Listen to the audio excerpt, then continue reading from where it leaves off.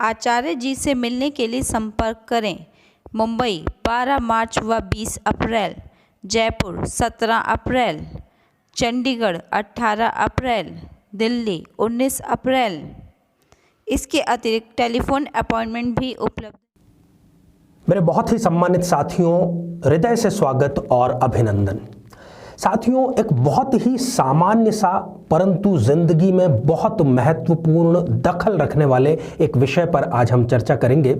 बहुत बड़ी संख्या में कमेंट्स के माध्यम से, फ़ोन के माध्यम से ऐसे सवाल सामने आते हैं कि आचार्य जी, हमारे पास में हमारी जन्म कुंडली नहीं है। ऐसे भी केसेस हैं। क्या किया जाना चाहिए? दूसरी स्थिति कि हमें जन्म राशि तो पता है, जन्म के समय पंडित ने हमारा जो नाम सुझाया था उस नाम का ही हम प्रयोग कर रहे हैं, परंतु हमारे पास में जन्म कुंडली नहीं है। और तीसरी एक ऐसी कैटेगरी है जिसमें उनको अपना जन्म राशि ही नहीं पता है, अर्थात उनके जन्म के समय किसी भी रूप में किसी पंडित ने उनकी जन्म राशि पता करने का कोई प्रयास नहीं किया। तो ऐसे जब मामले आते हैं तब विवाह के लिए किस प्रकार से मिलान किया जाए, क्या परेशानियां उसमें आ सकती है। और दूसरी बात, एक और सामान्य प्रश्न रहता है कि जीवन के किन किन विषयों के लिए, किन किन कार्यों के लिए जन्म राशि का ध्यान रखा जाना चाहिए और किन राशियों, किस कार्य के लिए हम नाम के या बोलते हुए नाम की राशि का प्रयोग कर सकते हैं। साथियों, इस पर चर्चा करेंगे।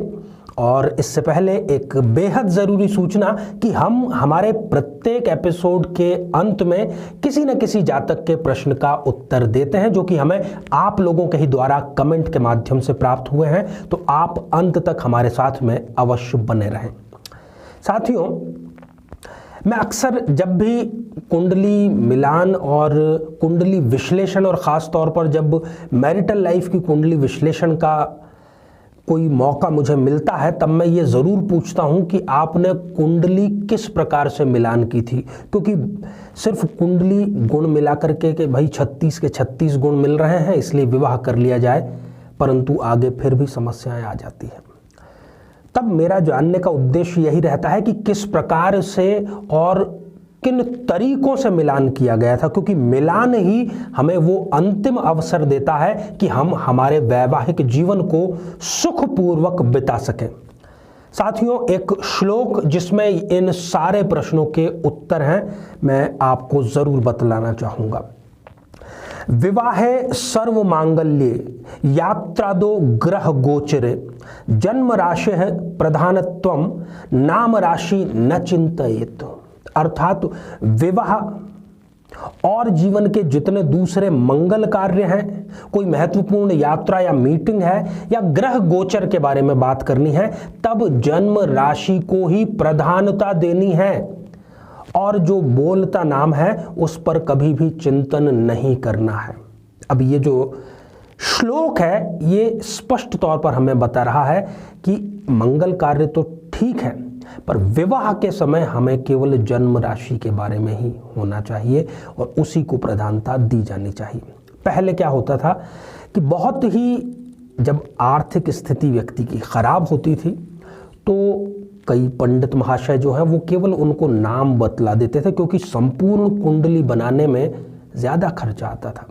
तो वो आकर के केवल उनको ये नाम बता देते थे कि भला इसका मीन राशि है, आप इस अक्षर से नाम रख लीजिए। तो उनको केवल ये पता है कि हमारा जो जन्म राशि है वो ठीक है।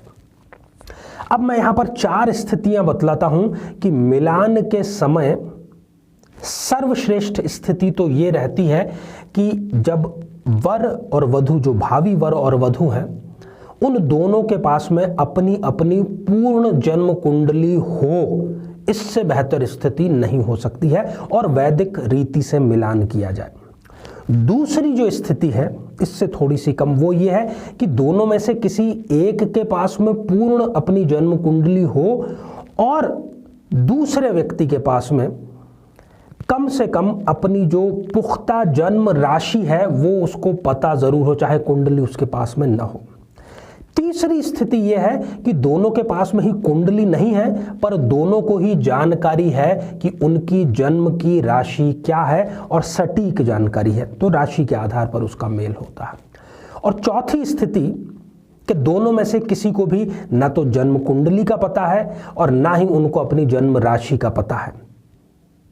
इस स्थिति में ज्यादातर मामलों में अंधेरे में तीर लगते हैं, क्योंकि दुनिया में करोड़ों लोगों के नाम एक जैसे हैं और उन करोड़ों लोगों का अगर कॉम्पेटिबिलिटी या मिलान की बात की जाए तो बिल्कुल भी सटीकता से उसको नहीं किया जा सकता।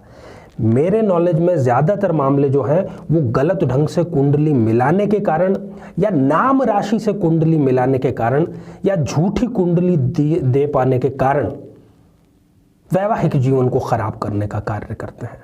तो मेरा उद्देश्य यही था कि आपको इसके बारे में जानकारी दी जाए। मंगल कार्य और ख़ास तौर पर विवाह के लिए आप जन्म राशि जन्म कुंडली के आधार पर ही विवाह करें, बोलते नाम पर न करें। तो साथियों, ये था हमारा आज का आर्य सत्य। अब हम बढ़ते हैं आज के हमारे कमेंट के चरण की ओर। आज हमने कमेंट शामिल किया है मन्नू जी का, जो कि हमें मिला है प्रयागराज उत्तर प्रदेश से। आपने लिखा है कि शादी कब होगी, स्वयं और घर वाले इतने ज़्यादा परेशान हैं कि उसका बखान नहीं कर सकते। मन्नू जी, आपकी जो शादी है उसके सर्वश्रेष्ठ योग इस वर्ष अर्थात 2019 के दिसंबर के बाद में तुरंत हो रहे हैं। तो मुझे पूरी आशा है कि 2020 में आपका शुभ मंगल विवाह अवश्य होगा। सिंह लग्न की आपकी कुंडली है, सप्तमेश शनि जो है वो छठे भाव में जाकर के बैठ गए हैं। तो मैं भी आपसे ये निवेदन जरूर करना चाहूँगा कि आप अपनी कुंडली मिलाए बिना विवाह कतई ना करें। राहु की महादशा भी आपको चल रही है।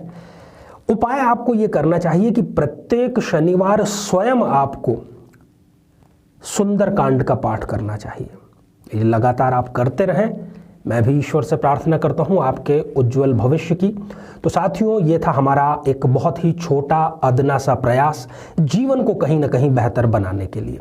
यदि आपको हमारा ये प्रयास ठीक लग रहा है, अच्छा लग रहा है, बदलाव के लिए लग रहा है, तो हमारे इस चैनल को सब्सक्राइब जरूर कीजिए और साथ ही जो बेल आइकन, जो घंटी का बटन है वो जरूर दबाइए। हमें अपना स्नेह, अपना प्रेम देने के लिए लाइक का बटन दबाएं और अपने लोगों तक पहुंचाने के लिए इसको शेयर करें।